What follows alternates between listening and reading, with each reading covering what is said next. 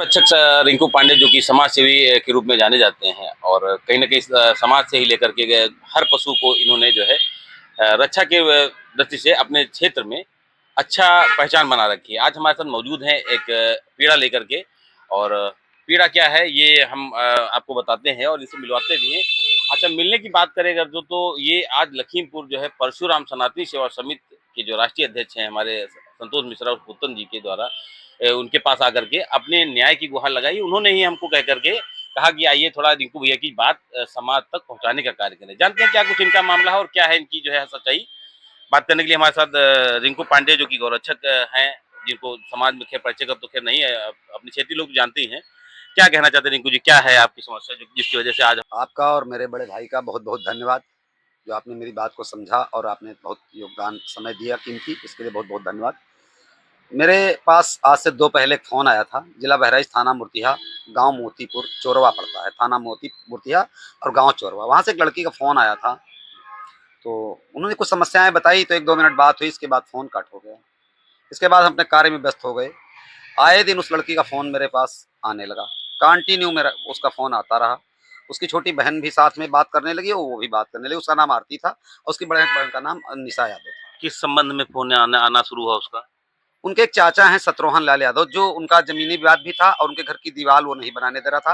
परिवार वो 10 साल से पीड़ित था और इस बात की जानकारी वहाँ के प्रशासन को भी है कि उनके सगे चाचा ने उनकी चारों भाइयों की ज़मीन भी जोत रखी। इस संबंध में उनका विवाद था और निशा की दीवार नहीं अच्छा, बनाने तो दे रहा था। आपसे सहयोग के जी, अपेक्षा में आपको कॉल किया उन्होंने, जी, उन्होंने जिससे जिससे आपका उनका संबंध आगे बढ़ा। जी। जी। उन्होंने सोशल मीडिया के माध्यम से मेरा नंबर लिया और मुझे फ़ोन किया। फिर 2-3 महीने तक बात होती रही। फिर मैं उनके घर पे गया और वहाँ थाने तहसील गया। जो हमसे संभव मदद हो सकी प्रशासनिक तौर पे, एक सामाजिक सेवा जैसे मैं करता था, मैंने देखा कि वो परिवार पीड़ित है।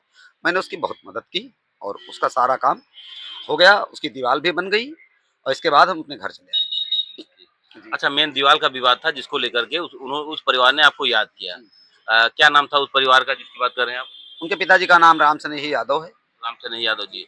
अच्छा, बन गया, उसके बाद भी आपका संपर्क उनसे बना रहा। जी, वो दोनों बहनें फिर कंटिन्यू फ़ोन आप करती पे आरोप लगाया जा रहा है हैं। कि जी, आपने जो है एक लड़की को छेड़ा या जी, जी, उसे प्रताड़ित किया है, जी। उस पे क्या कहना चाहते नहीं, ऐसा कुछ नहीं है, वो दोनों बहनें कंटिन्यू फ़ोन करती थी।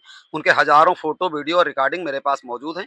उनके क्षेत्र के लोग भी जान रहे हैं, उनके स्थानीय प्रशासन भी जान रहा है और उनके सारे रिश्तेदार इस बात को भी जान रहे हैं कि ये लोग आज झूठा आरोप लगा रही हैं। और फिर उनके पिताजी ने कहा मेरी लड़की बीमार रहती है, इसका इलाज करवा दीजिए। 1-2 बार वो लोग साथ में भी आए, इसके बाद लड़की को अकेले भेजने लगे। लड़की कंटिन्यू 1.5 साल मेरे साथ मेरे घर में रही है, मेरे लिव इन में रही है, मेरी पत्नी बनकर रही है। इसके बाद उस परिवार ने धीरे-धीरे डिमांड की। मैं उनको ऑनलाइन और ऑफ़लाइन पैसे देता रहा।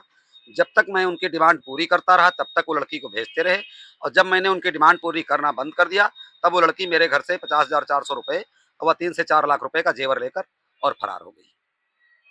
देखिए, ये थे रिंकू पांडे जी, जबकि दूसरों समाज की सेवा करते हैं, दूसरों की सेवा करते हैं। आज खुद अपनी जो है एक पीड़ा लेकर के हमारे परशुराम सनातनी सेवा समिति के राष्ट्रीय अध्यक्ष पुत्तन मिश्रा जी के पास मौजूद हैं और समस्या कितनी गहमी है जो कि आप लोगों ने सुना। वही लड़की जिस परिवार के लिए मदद करते हैं, उनको आगे बढ़ाते हैं, उनकी एक बहन की शादी कराते हैं और यहाँ तक कि उनकी दवाई पानी से लेकर हर चीज़ में ये अपना हाथ बढ़ाते रहते हैं। जब बात यहाँ तक अच्छा लव की अगर बात करें तो क्या कुछ प्यार एक तरफ़ा था कि अलग था? ये जानना चाहता हूँ। नहीं, उनके पिताजी ने मुझसे कहा था कि समाज में ये चीज़ खुलने ना पाए, बाकी आप मेरी बेटी के साथ लिव इन में रहिए, हमें कोई दिक्कत नहीं, जिसकी मेरे पास कॉल रिकॉर्डिंग भी मौजूद है। अच्छा, एक फ़ोटो भी अभी आपने दिखाया था जिसमें उसने माँग भरे होकर के आपके साथ फ़ोटो है उसका। नहीं, उसने कहा था कि आप जो है आप सिंदूर भर लीजिए और साड़ी घर में हमारे पहनती थी, साड़ी पहनती थी, मंगलसूत्र पहनती थी। निगासन डिग्री कॉलेज जो है भीमराव अम्बेडकर, वहाँ भी मैंने उसका एडमिशन कराया है। हर जगह मैंने अपने फ़ोन पे से बैलेंस भी डाला है, ये भी हमारे पास साक्ष्य अच्छा, मौजूद हैं। ये काम के दौरान जब लव स्टोरी आपकी जब शुरू हुई, वो कहाँ से शुरू हुई? किससे कैसे क्या हुआ? जब लड़की वो काफ़ी दिन तक मुझसे बात करती रही, इसके बाद वो यहाँ दवा लेने आने लगी। धौरारा 2-3 बार आई, यहाँ मैंने उसका अल्ट्रासाउंड कराया, जब मुझे पता चला इसको यूट्रस है। फिर लखनऊ ले गए तो पता चला इसको टीबी है। उस लड़की ने मुझसे कहा कि अब मैं जीवन भर तुम्हारे साथ रहूँगी। आज पिताजी ने अगर हमारे को आपके आगे ढकेल रहे हैं, तो मैं किसी दूसरे की जीवन साथी नहीं बनूँगी। आपका जीवन साथी बनकर, आपकी जीवनी मतलब जो संगिनी बनकर, मैं आपके साथ पूरा जीवन रहूँगी। ये लड़की का वादा रहा। तो आज जो ये एप्लीकेशन दे करके आपको प्रताड़ना का आरोप आप लगा रहे हैं, वो किस कैसे क्या हुआ? मतलब क्या कैसे टर्न हुआ ये सब? आज वही चाचा जो कल उनका दुश्मन था, आज वही लोग उनके पक्ष में खड़े हैं। अब उन लोगों को ये वहम है कि हम मुकदमा लिखवाएंगे और फिर इनसे पैसा लेंगे तब राजीनामा करेंगे, इसलिए वो लोग फालतू एप्लीकेशन दे के हमको परेशान कर रहे हैं और प्रताड़ित कर रहे हैं, जिससे मैं काफ़ी आहत हूँ। और कल के दिन अगर मैं कोई गलत कदम उठा लूँ तो उस परिवार की पूरी ज़िम्मेदारी होगी। मेरी मौत की ज़िम्मेदारी पूरे परिवार की। नहीं, लड़की की सहानुभूति की अगर बात करें, लड़की आपके पक्ष में है अभी भी क्या? लड़के से मेरा कोई संपर्क उस परिवार ने 4 महीने लगभग हो रहे हैं, होने ही नहीं दिया। पहले तो उन लोगों ने मेरे ऊपर आरोप लगाए कि लड़की को तुमने गायब कर दिया। फिर मैं जब धौरारा पुलिस के पास गया, धौरारा पुलिस ने जब इंटरफेयर किया तब वो लोग लड़की को सामने लाए।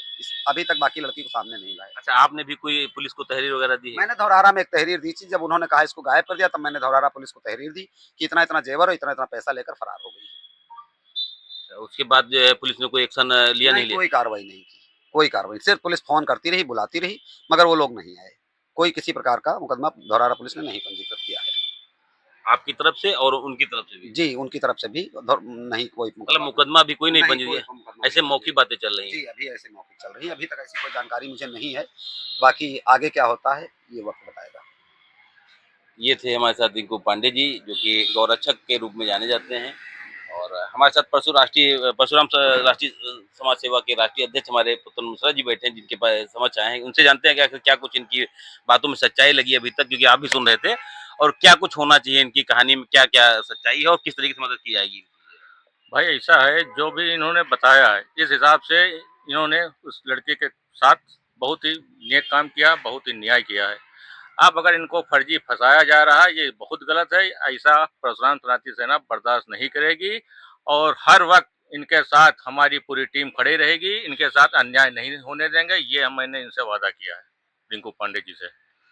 देखिए, ये कहीं न कहीं बिल्कुल सही कहा, क्योंकि जिस तरीके से संगठन चलाया जा रहा है, जिस तरीके से लोगों को एकत्र करने का काम किया जा रहा है, उसमें अब सच्चाई देखते हुए जो भी है, जो कि आपने सुना किस तरीके से हमारे राष्ट्रीय अध्यक्ष ने इनकी सपोर्ट के लिए बखूबी बयान दिया है। मिलते हैं फिर एक नई जर्नी में नई खबर के साथ। मैं मनोज मिश्रा और आप देख रहे हैं हमारा prime news India Lakhimpur Kheri.